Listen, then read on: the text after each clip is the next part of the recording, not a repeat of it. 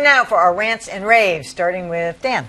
I have a rant for the BBC, which has disciplined. They haven't disciplined her, but they have censured one of their anchors named Naga Munchetty, who was talking about President Trump's comments about sending 4 members of Congress back to where they came from, which in most cases was, Chicago and Detroit. Every time I have been told, as a woman of colour, to go home, go back to where I came from, that was embedded in racism. And apparently that was okay with the BBC. But when she later said she was absolutely furious at what the president said, she was called out and said, "You have violated our editorial guidelines." Now, her co-anchor, Dan Walker, who basically led her into this discussion, there's been no repercussions for him. The BBC continues to defend their actions against her, and there's been a huge uproar. I don't think this is over yet. All right. Roy.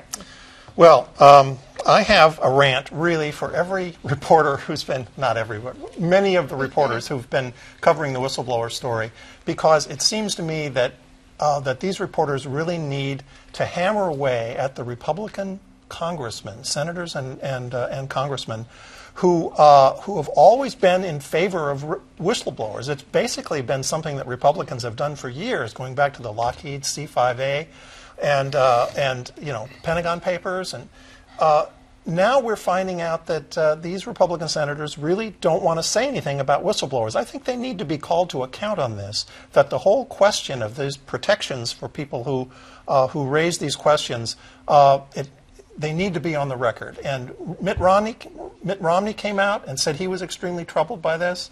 A couple of other senators said this, but they're not being called to account for this. All right, Callie.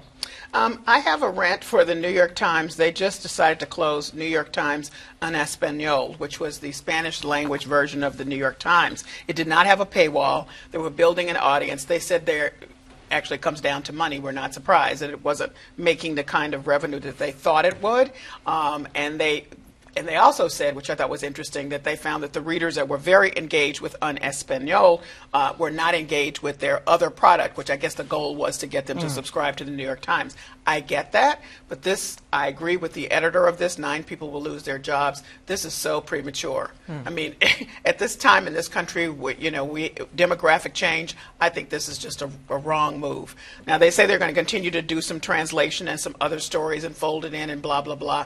Forget it. I think this, yeah. It doesn't seem like they promoted it either. They did. Hello. Yeah. Joanna. So I have a qualified rave for the acquisition of New York Magazine by Vox Media, which happened. It was a big surprise this week. It was a stock transaction, so we don't know what the value was. It's a qualified rave because anything that can keep a really good, smart magazine like New York Magazine and all their cool verticals alive is a good thing. It's qualified, though. It's really unclear what's going to happen to the staff. They say everything's going to stay the same editorially, but Vox has the Eater vertical, and New York has Grub Street vertical. I mean, there are some. The staff is understandably worried, and they're particularly worried because a lot of them found out about this on Twitter. That's terrible. It was broken in the New York Times story with this really lovely picture of the 2 CEOs of the company. That's terrible. And everyone found out about it because that went out on Twitter. So it's like no treat tweeting. Your staff well when you That's don't right. tweet. Never tweet. And New York Magazine is a great publication, we should say. Yeah. I have a wide, all-encompassing rant tonight for Fox News, Laura Ingraham in particular, and her choice of guests.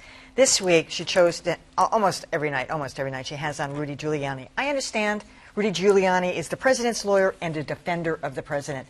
But something has happened to Rudy. I mean, he's dropped a few screws along the way. He's incoherent. He makes no sense. He shouts at people.